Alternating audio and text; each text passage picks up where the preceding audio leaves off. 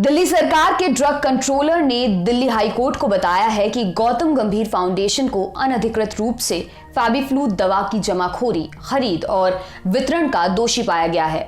ये दवा कोरोना के मरीजों के इलाज में इस्तेमाल हो रही है। ड्रग कंट्रोलर ने कहा कि दवा डीलरों के खिलाफ बिना किसी देरी के कार्रवाई की जाए। इस मामले की अगली सुनवाई 29 जुलाई को होगी। ड्रग कंट्रोलर ने हाईकोर्ट को बताया कि आप विधायक प्रवीण कुमार को भी ड्रग्स एंड कॉस्मेटिक्स एक्ट के तहत इसी तरह के अपराधों के लिए दोषी पाया गया है। अद्विक को ब्लड कैंसर है। उसके माँ बाप उसके इलाज कराने में असमर्थ हैं। इन्हें आपकी एक छोटी सी मदद की जरूरत है। डिस्क्रिप्शन में दिए हुए लिंक पर जाएं और अद्विक की उम्मीद बने।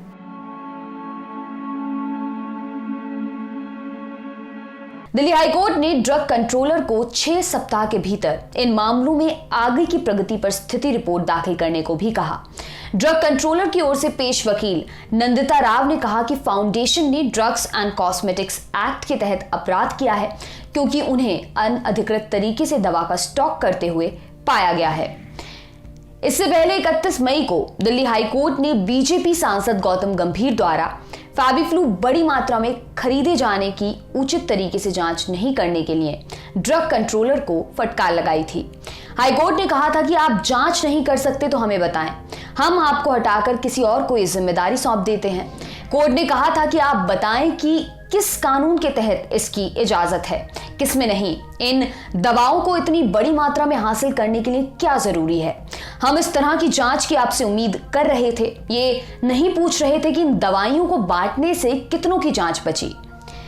कोर्ट ने कहा था कि मददगार के रूप में दिखने के लिए हालात का फायदा उठाने की लोगों की जो प्रवृत्ति है उसकी कड़ी निंदा होनी चाहिए।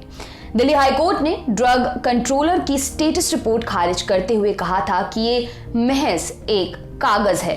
हाईकोर्ट एक जनहित याचिका पर सुनवाई कर रहा है। ये PIL दीपक कुमार द्वारा दायर की गई है। याचिका में कहा गया था कि नेता बड़ी संख्या में कोविड-19 की दवाओं को खरीदने और वितरित करने में सक्षम है, जबकि मरीज उन्हें हासिल करने के लिए परेशान हैं। याचिका में इन आरोपों पर केस दर्ज करने की मांग की गई थी। इससे पहले दिल्ली हाईकोर्ट ने मामले की पिछली सुनवाई में ड्रग कंट्रोलर से स्टेटस रिपोर्ट मांगी थी।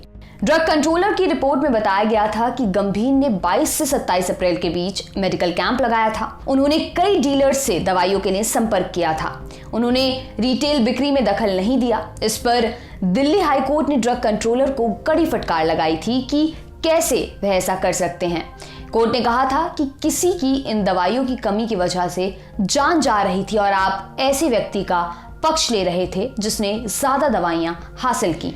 आपके लिए खबर लिखी है हमारे साथी डेविड ने। मेरा नाम है दिव्यांशी। देखते रहिए दी लल्लन टॉप। शुक्रिया।